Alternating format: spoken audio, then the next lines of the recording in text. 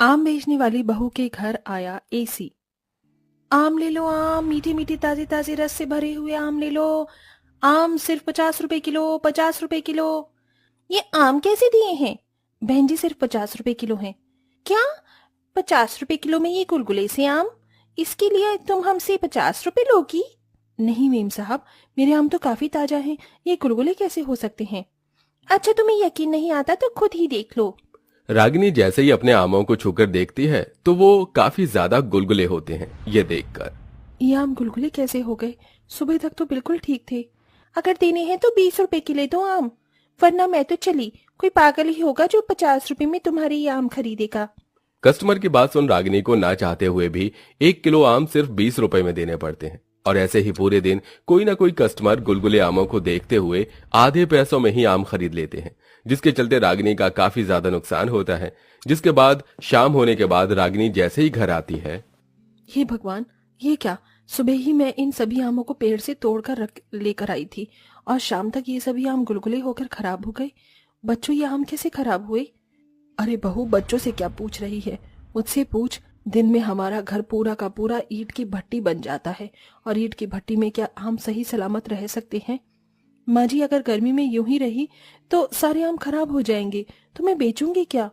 माँ, आप एक काम क्यों नहीं करती? आप इन सभी आमों को ठंडे पानी के मटके में डाल दो, उसकी ठंडक की वजह से ये आम खराब नहीं होंगी।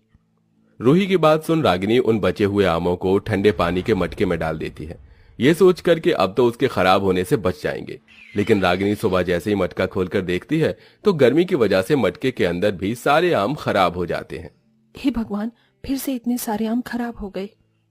रागिनी, अब हम कर ही क्या सकते हैं सिवाय इन आमों को खराब होता देख। मैं अपने आम के बगीचों में आम इस तरह खराब होता हुआ नहीं देख सकती। मैं इन्हें अपनी देखकर इसलिए नहीं सींचा था कि मैं इन्हें खराब होता देख सकूं।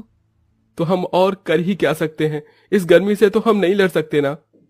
अर्जुन की बात सुन रागिनी के पास कोई जवाब नहीं होता, जिसके बाद रागिनी फिर से अपने आम के बगीचे में जाती है और वहां से आम तोड़ने लगती है। हे भगवान, हम पर थोड़ी दया करो ताकि ये आम खराब ना हो। रागिनी आमों को लेकर उन्हें बेचने के लिए चली जाती है। तभी दोपहर होने तक सारे आम फिर से गर्मी की वजह से खराब हो जाते हैं, जिसके चलते रागिनी गुस्से में उन सभी खराब आमों को फेंक कर अपना ठेला लेकर घर जा रही होती है।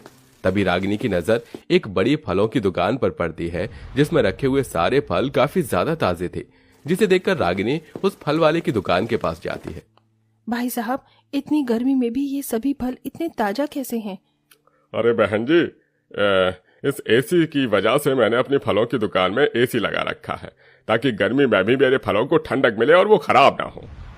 उस दुकान वाले की बात सुन रागिनी के मन में भी एसी लाने की ख्याल आता है और वो एसी की दुकान पर पहुंच जाती है, जहां उसे एक एसी पसंद आता है।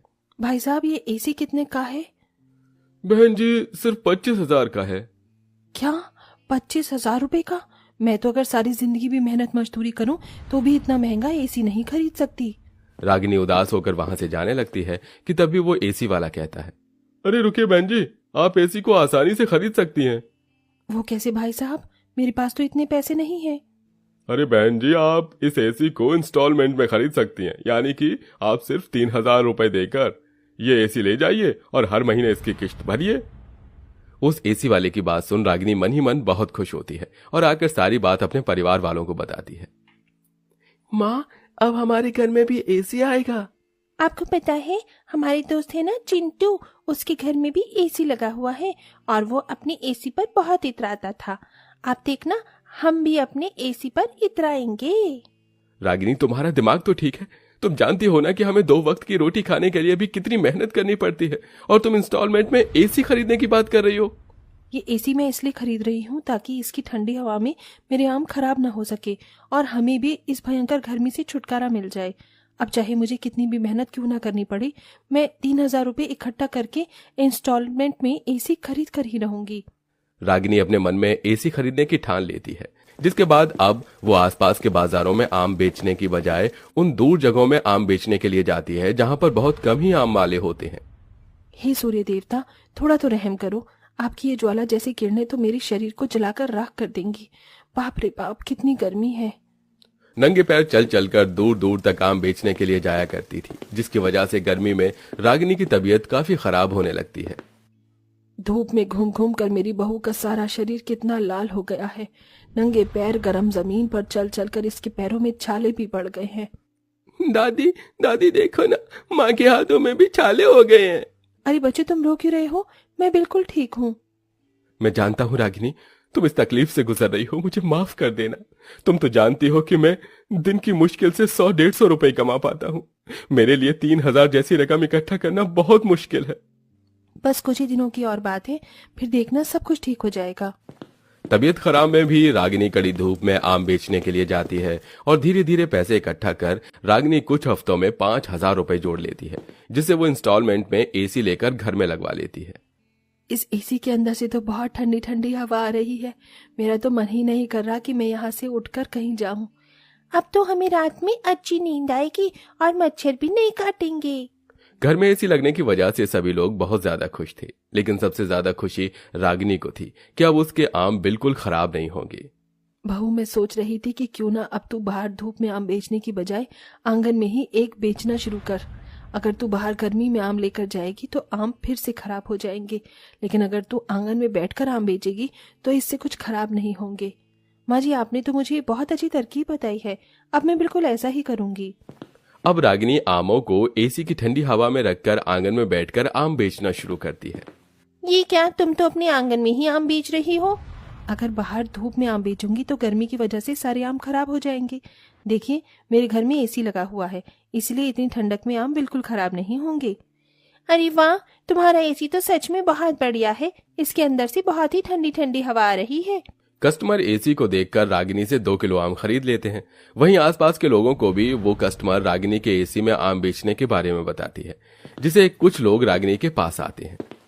अरे तुम तो सच में एसी में आम बेच रही हो? अरे आप लोगों को तो बहुत पसीना आ रहा है। एक काम करिए, आप यहाँ बैठिए, मैं आपके लिए ठंडे ठंडे आम काट कर लाती हूँ। रागिनी उन कस्टमर्स को एसी की ठंडी हवा में बिठाकर उन्हें आम काट कर उसके ऊपर मसाला डालकर उन्हें खाने के लिए देती है। एसी की ठंडी ठंडी हवा में ठंडा ठंडा आम खाकर उन सभी कस्टमर्स को बहुत मजा आता है, जिसके बाद अब वो सभी कस्टमर रागिनी से 2-3 किलो आम खरीद लेते हैं, जिससे पहले दिन ही रागिनी की काफी अच्छी कमाई होती है। देखा माँ जी, एसी की वजह से आज कितने लोगों ने मुझसे कितने सारे आम खरीदे। इतने सारे आम तो मैंने पूरे महीने भर भी नहीं बेच पाई, और साथ ही साथ मेरे आम भी नहीं खराब हुए। रागिनी के एसी में आम बेचने की वजह से अब धीरे धीरे रागिनी के कस्टमर बढ़ते जा रहे थे। अरे ये तुम इतनी धूप में कहाँ जा रही हो? बच्चों को मैंगो शेक पीना था, इसीलिए आम लेने के लिए जा रही हूँ। अगर तुम्हें आम ही खरीदने हैं तो तुम रागिनी से खरीदो।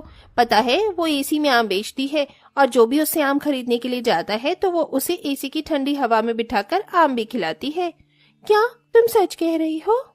बढ़ते कस्टमर्स की वजह से रागिनी जल्द से जल्द एसी का इंस्टॉलमेंट भी चुका देती है और बाकी बचे पैसों से एक दुकान खोलती है, जिसमें भी वो एसी लगवा लेती है और आम बेचने के साथ साथ मैंगो शेक, आम पन्ना और मैंगो कस्टर्ड बनाकर बेचती है। और अब वो सब हंसी खुशी रहते हैं।